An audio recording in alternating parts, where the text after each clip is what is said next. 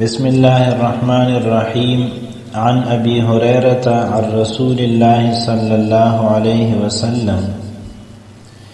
ابو هريره رضی اللہ عنہ د رسول الله صلی الله علیه وسلم نا ارشاد نقل کی فرمائی امرت ان اقاتل الناس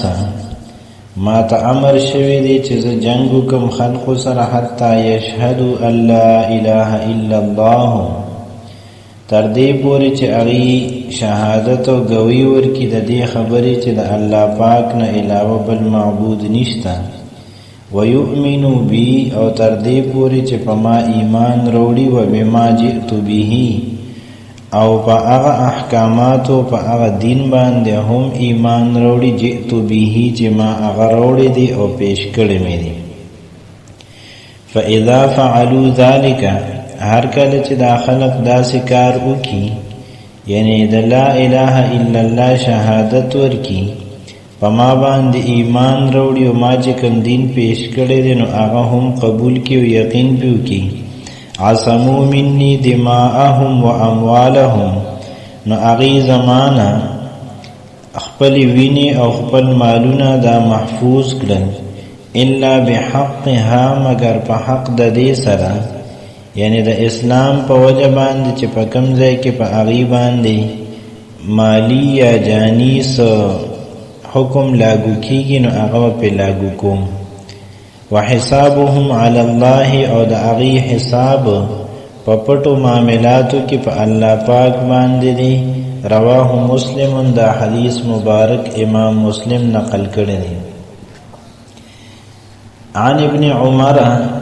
رضی اللہ عنہما دا عبداللہ ابن عمر رضی اللہ عنہما نے روایت فرمائی ان رسول اللہ صلی اللہ علیہ وسلم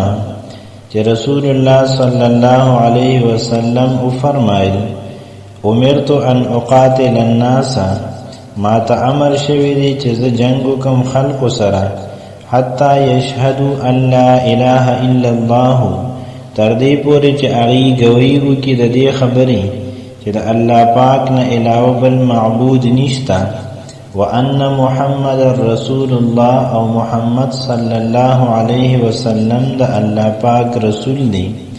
ويقيم الصلاة او تر دې چې منځ قائم کی ويؤتوا الزکات او تر دې چې زکات ورکي ثم قد حرم علی دماؤهم واموالهم بیا پس د دینه چې اغي شهادت کی د لا اله الا الله محمد رسول الله منځ کوي او زکات ورکوي د دینه بعد حرام کړی شوی دی په ما باندې د اغي ویني او د اغي مالونه وحسابهم علی الله او د اغي حساب دا په الله پاک باندې رواه البخاری و مسلم دا حدیث مبارک امام بخاری و امام مسلم نقل کړی دی پدې کې د لا اله الا الله محمد رسول الله د شهادت نه علاوه د منځ او د زکات ذکر دا به طور علامت دی یعنی منځ او زکات چې دی دا د ایمان علامت ته پدې سره پته لګي چې دا بنده مؤمن دی پدې وجه باندې د دې ذکر شو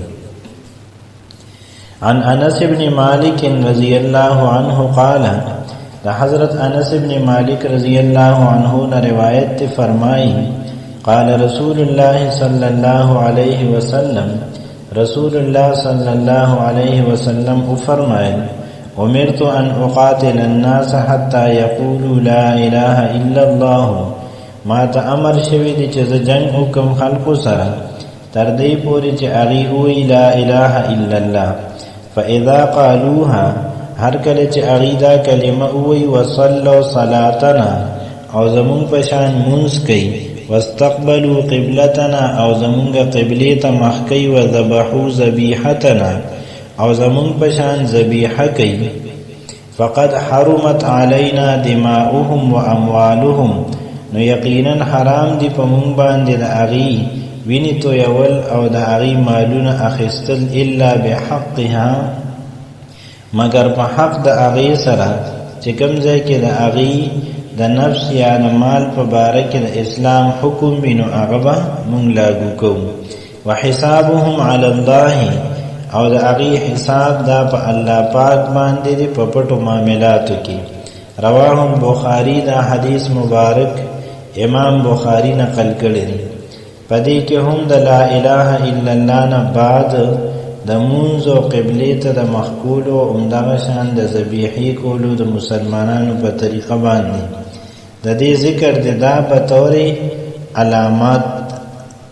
او په طور نشانی، یعنی چې زمونږه پشان مونځ کوي دا د ایمان علامت دی،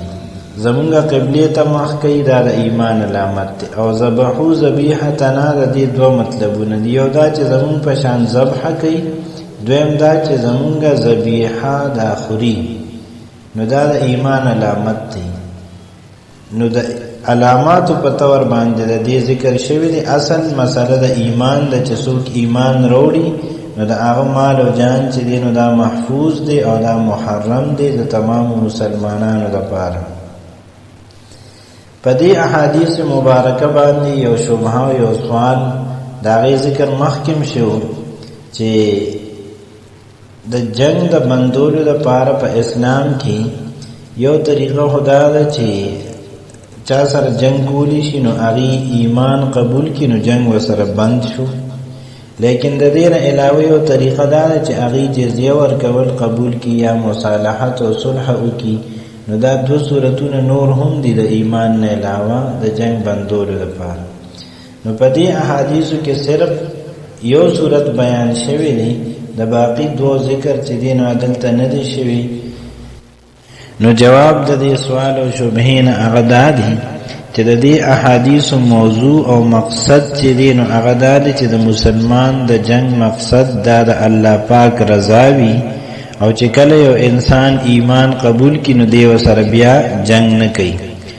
او دا د دې مقصد او موضوع نه ده چې د جنگ د بندولو کم صورتونه دي،